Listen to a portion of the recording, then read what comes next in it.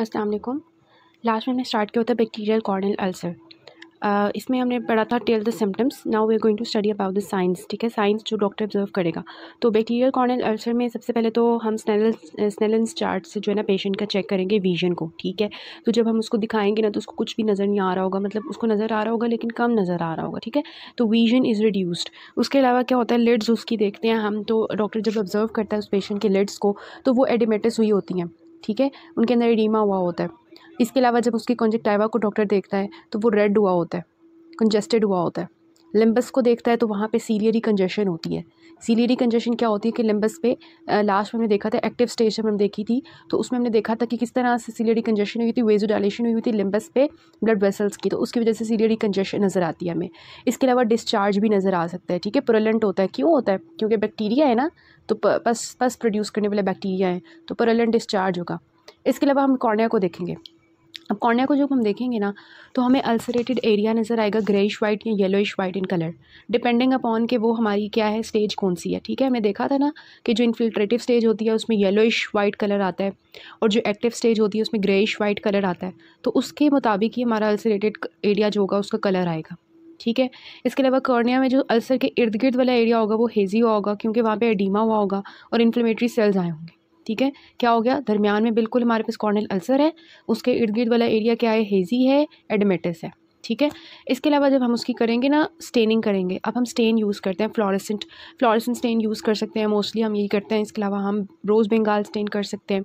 ठीक है, और इसके अलावा हम लिज़मीन ग्रीन स्टेन यूज़ कर सकते हैं। हमने ड्राई आई में भी ये तीनों स्टेन्स देखे थे। तो जब हम फ्लोरेसेंट से हम करते हैं ना तो उसमें एक्चुअली क्या होता है कि as you can see in this figure, ठीक है, ये जो डाई होता है ना ये ऑरेंज इन कलर होता है। इससे हम ये स्ट्रिप की फॉर्म में भी लगा सकते हैं, ड्रॉप्स की फॉर्म में भी जो है वो आई में डाल सकते हैं। ये डाई जब हम डालते हैं 2% फ्लोरेसेंट का, तो ये क्या करता है कि अगर तो कॉर्नियल अल्सर हुआ होता है ना तो वो जो डाई होता है वो ऑरेंज से हमें जो है हम उसको देखते हैं ब्लू लाइट से। ठीक है, इस फिगर में देखें हमने पहले से डाला हुआ था फ्लोरेसेंट डाई, उसके बाद हमने क्या किया कि हमने ना ब्लू लाइट से देखा उसको। ब्लू लाइट जब हमने ऊपर डाली ना तो जो एरिया होगा ना अल्सर वाला, कॉर्नियल अल्सर वाला, वो हमें ग्रीन नज़र आएगा। Remember this. ठीक है, ब्लू लाइट हमने डालनी है, ग्रीन कलर का हमें नज़र आएगा corneal ulcer. So corneal stain is active ulcerated area of the cornea, जो होगा जहाँ पे एक्टिव अल्सर हुआ होगा वहाँ पे हमें 2% फ्लोरेसेंट डाई जब हम डालेंगे तो उससे जो है हमें पता चल जाएगा कि ये कॉर्नियल अल्सर है। ठीक है, क्योंकि वी विल सी दैट। इसके अलावा जब हम एंटीरियर चैम्बर में देखते हैं तो हमें हाइपोपायोन नज़र आता है। हाइपोपायोन के बारे में हमने बहुत डिटेल से देखा था लास्ट लेक्चर में कि वो क्या होता है।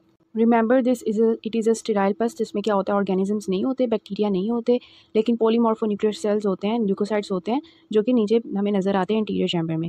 इसके अलावा जब हम आयरिस और सीलियरी बॉडी को देखते हैं तो हमें आयरिडोसिक्लाइटिस नज़र आता है।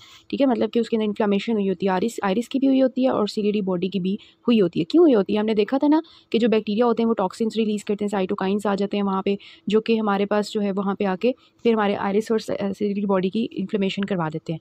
तो उसकी वजह से फिर हमें आयरिडोसिक्लाइटिस भी हम देखते हैं।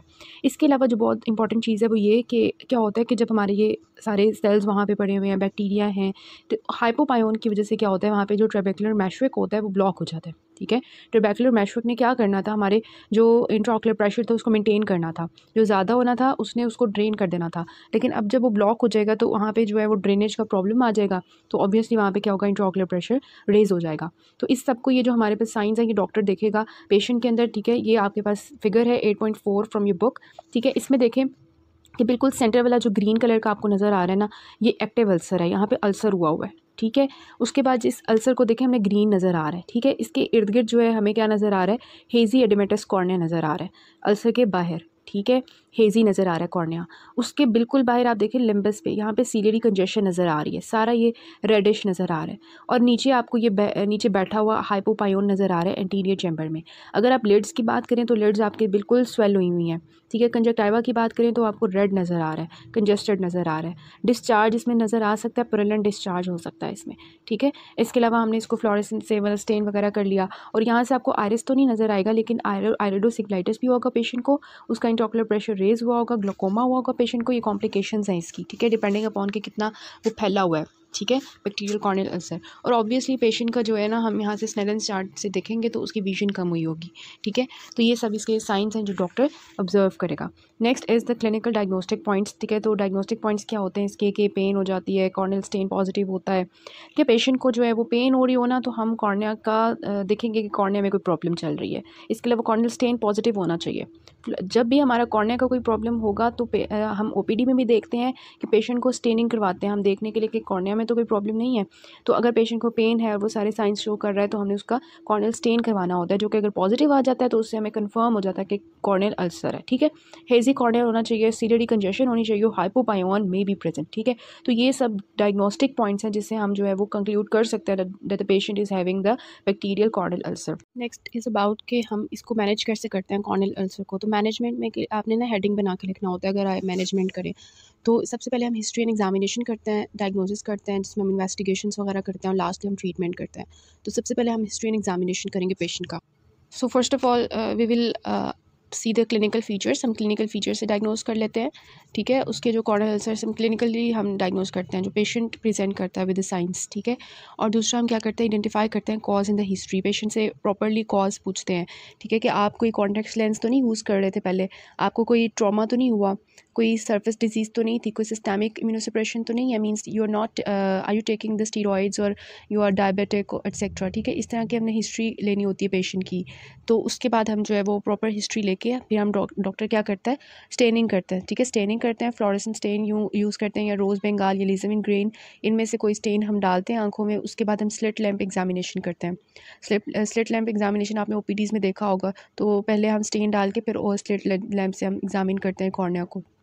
उसके बाद हम क्या करते हैं कि जो कि नहीं होता ओपीडीज़ में प्रॉपर्ली, उसमें हम क्या करते हैं कि कल्चर करते हैं, जो स्टेनिंग एंड कल्चर करते हैं ये डायग्नोस करने के लिए कि वो बैक्टीरिया की वजह से या फंगस की वजह से है। फंगस के लिए मेनली हम KOH स्टेन यूज़ करते हैं, पोटेशियम हाइड्रोक्साइड। अदरवाइज़ हम जिम्सा स्टेनिंग या ग्राम स्टेनिंग करते हैं बैक्टीरिया के लिए। कल्चर एंड सेंसिटिविटी वगैरह करके उसके बाद हम ब्लड टेस्ट करते हैं। ब्लड टेस्ट में हम ब्लड शुगर लेवल चेक करते हैं, ये डायग्नोस करने के लिए कि पेशेंट को डायबिटीज़ तो नहीं है, क्योंकि उसकी वजह से क्या होता है, इम्यूनोसप्रेशन हो जाती है और immunosuppression leads to bacterial infections. तो हम क्या करवाते हैं, शुगर लेवल चेक करवाते हैं, उसका CBC लेवल वगैरह चेक करवाते हैं, ESR करवाते हैं और इस तरह के इन्वेस्टिगेशंस करते हैं। ठीक है, लास्टली फिर हम क्या करते हैं इसके बाद कि जिसमें हमने clinical features, cause and history, slit lamp examination, staining करके कल्चर कर लिया और उसके बाद हमने जो है वो शुगर लेवल वगैरह ब्लड टेस्ट वगैरह करवा लिए, WBC CBC वगैरह करवा के उसके बाद हमने क्या करना होता है, ट्रीट करना होता है पेशेंट को। ठीक है, वैसे तो OPDs में जो है वो हम ट्रीटमेंट अगर थोड़ा सा मतलब हुआ हो अल्सर तो हम ट्रीटमेंट के लिए थोड़ी सी चीज़ें दे के पेशेंट को वापस भेज देते हैं। अदरवाइज़ हमें कुछ अगर कॉम्प्लिकेटेड केस है फिर हम उसको ट्रीट करने के लिए ज़्यादा देर पेशेंट को रखते हैं। ठीक है, तो ट्रीटमेंट में हमने जो है वो हमारा एम क्या होता है कि पेशेंट की जो पेन है, जो प्रेजेंटिंग कंप्लेंट है उसकी कि पेन है मुझे हो रही, ठीक है, उसको हमने ट्रीट करना होता है फर्स्ट ऑफ ऑल। ये नहीं है कि पेशेंट को पेन होती जा रही है तो हमने उसको सबसे पहले रिलीव करना होता है ना। इसके अलावा हमारा दूसरा ये होता है कि हम इन्फेक्शन को कंट्रोल करें, जो बैक्टीरिया ने इन्वेड किया हुआ उस इन्फेक्शन को कंट्रोल करें। उस इन्फेक्शन को ख़त्म करेंगे तो पेन खुद ही ख़त्म हो जाएगी, तो पेन के साथ साथ हमने इन्फेक्शन को कंट्रोल करना होता है। इसके अलावा डिस्मेटोसील को हमने ट्रीट करना होता है। जितना ज़्यादा कॉर्नियल अल्सर जो है वो डीप होगा तो अल्टीमेटली वो डेसिमेंट्स मेम्ब्रेन को इन्वॉल्व करेगा। तो उसमें क्या होता है कि डेसिमेंट्स मेम्ब्रेन जब इन्वॉल्व हो जाती है अल्सर में तो उसकी ना एक बल्जिंग, आउटवर्ड बल्जिंग बन जाती है, उसको हम डिस्मेटोसील कहते हैं, तो उसको हमने ट्रीट करना होता है। इसके अलावा अगर फिर डिस्मेटोसील को भी हम ट्रीट नहीं करते तो उसकी वजह से फिर ना क्या होता है, कॉर्नियल अल्सर परफोरेट कर जाता है और एंडोथेलियम भी डैमेज हो जाती है और सारी कॉर्निया जो है वो ख़त्म हो जाती है। अंदर से जो एक्वेस ह्यूमर होता है वो बाहर आना शुरू हो जाता है प्रेशर की वजह से। देखिए, वो सोचेंगे सारा कॉर्निया ही हमारे पास, उसकी सारी लेयर्स ख़त्म हो जाती हैं आहिस्ता आहिस्ता। तो क्या होता है कि अंदर से सारा जो फ्लूइड होगा वो बाहर आना शुरू हो जाएगा ना, सो कॉर्निया फिर हेजी हो जाएगा और ज़्यादा। तो इस तरह से हमने जो है ट्रीटमेंट में क्या स्ट्रेटजीज़ रखनी होती है कि हम पेशेंट की इन्फेक्शन को ट्रीट करें, उसकी पेन को ट्रीट करें, उसकी डिस्मेटोसील अगर हुई हुई है तो उसको ट्रीट करें और लास्टली हम उसकी अगर परफोरेटेड कॉर्नियल अल्सर है तो उसको ट्रीट करें। तो सबसे पहले we have the control of infection. तो इन्फेक्शन को कंट्रोल करने के लिए हम क्या करते आ रहे हैं, एंटीबायोटिक्स, स्टीरॉइड्स वगैरह दे रहे हैं ना। तो एंटीबायोटिक्स हम टॉपिकल और सिस्टमिक दे देते हैं, जिसमें हम मोस्टली जो मोक्सीफ्लॉक्सासिन होती है, फ्लोरोकिनोलॉन्स और अमाइनो उनको देते हैं। तो फ्लोरोकिनोलॉन्स में हम मोक्सीफ्लॉक्सासिन दे देते हैं, ठीक है, ओफ्लॉक्सासिन, सिप्रोफ्लॉक्सासिन दे देते हैं। इसके अलावा हम अमाइनोग्लाइकोसाइड्स में जेंटामाइसिन, टोब्रामाइसिन दे देते हैं। ठीक है, इस तरह के हम एंटीबायोटिक ट्रीटमेंट करते हैं पेशेंट का। नेक्स्ट हम क्या करते हैं, हम पेन को रिलीव करने के लिए एनाल्जेसिक्स दे देते हैं पेशेंट को। ठीक है, एनाल्जेसिक्स दे देते हैं, लाइक पैनाडोल दे देते हैं, ठीक है, इस तरह से। और इसके अलावा पेन को रिलीव करने के लिए हम क्या करते हैं, हम एट्रोपिन देते हैं। एट्रोपिन जो होता है ना, ये साइक्लोप्लेजिक्स देते हैं ना, इसको हम कह सकते हैं साइक्लोप्लेजिक। साइक्लोप्लेजिक क्या करता है कि जो स्पैज़्म हुआ होता है सिलियरी मसल का, उसको ट्रीट करता है। तो 1% एट्रोपिन दे देते हैं पेशेंट को। इसके अलावा हम एंटी ग्लूकोमा ड्रग्स देते हैं, क्योंकि इसमें हमारा इंट्राऑक्यूलर प्रेशर जो होता है वो राइज़ कर गया होता है, बिकॉज़ हमारा ट्रेबेकुलर मैशविक जो है वो बंद हो गया हुआ है due to the pus circulation and all that. तो उसकी वजह से फिर हम क्या करते हैं, एंटी ग्लूकोमा ड्रग्स देते हैं, जिसमें बीटा ब्लॉकर्स हो गए, कार्बोनिक एनहाइड्रेज इनहिबिटर्स एक्सेट्रा दे देते हैं। ठीक है, लास्टली फिर हम थर्डली हम क्या करते हैं, ट्रीटमेंट ऑफ डिस्मेटोसील के लिए आपने याद रखना है कि हम प्रेशर बैंडेज देते हैं। ठीक है, प्रेशर बैंडेज अप्लाई कर देते हैं, जिसकी वजह से फिर उसकी जो है वो आगे बढ़ता नहीं है, परफोरेट नहीं होता। अगर परफोरेट हो गया हुआ है तो फिर हम क्या करेंगे, फिर हम क्या करते हैं, हम केराटोप्लास्टी कर देते हैं। ठीक है, कॉर्नियल ट्रांसप्लांट कर देते हैं पेशेंट का। अब कोई और ऑप्शन नहीं है। अब हम जब जो है परफोरेट हो गया ना कॉर्नियल अल्सर, तो इसमें और कोई ऑप्शन नहीं है कि हम जस्ट उसको क्या करेंगे, हम कॉर्नियल ट्रांसप्लांट कर देंगे या कंजक्टिवल फ्लैप लगा देंगे। तो इस तरह से हम ये जो है ना करते हैं, इस तरह से हम ट्रीट कर लेते हैं इसको। So we have the first of all diagnosis and then the treatment. और फाइनली अगर हमारा ऐसा कॉर्नियल अल्सर है जो नॉन हीलिंग है, सही नहीं हो रहा, ठीक है, हम ट्रीटमेंट देते जा रहे हैं कोई प्रॉपर, उसको फिर भी रिस्पॉन्स नहीं कर रहा, वो रिस्पॉन्ड नहीं कर रहा, तो हम क्या करते हैं, उसके लिए कंजक्टिवल फ्लैप लगाते हैं, याद रखना है। इसके अलावा हम केराटोप्लास्टी करवाते हैं। ये तो हमारी लास्ट ऑप्शंस होती है ना, ये ट्रांसप्लांटेशन और कंजक्टिवल फ्लैप वगैरह, तो ये हम कर देते हैं। केराटोप्लास्टी करते हैं और कंजक्टिवल फ्लैप लगाते हैं। इसके अलावा हम amniotic membrane transplantation, umbilical cord या ऑटोलॉगस सीरम देते हैं। इसमें एक्चुअली क्या होता है, ये जो एम्नियोटिक मेम्ब्रेन वगैरह और अम्बिलिकल कॉर्ड होते हैं ना, इनके अंदर ना बहुत ज़्यादा न्यूट्रिशन होती है, ग्रोथ फैक्टर्स होते हैं, क्योंकि ये जो है वो एम्ब्रियोलॉजिकल स्टेज में होते हैं ना, तो इनके अंदर फिर हम ये देते हैं पेशेंट को। इसके अलावा टार्सोरेफी करते हैं। इसमें क्या करते हैं, हम के आईलेट्स को जो है सूचर कर देते हैं। हमने देखा था ना पिछले जो आईलेट्स वाला चैप्टर था, उसमें टार्सोरेफी करते हैं। ठीक है, तो इस तरह से हम इसको फाइनली ट्रीट कर सकते हैं।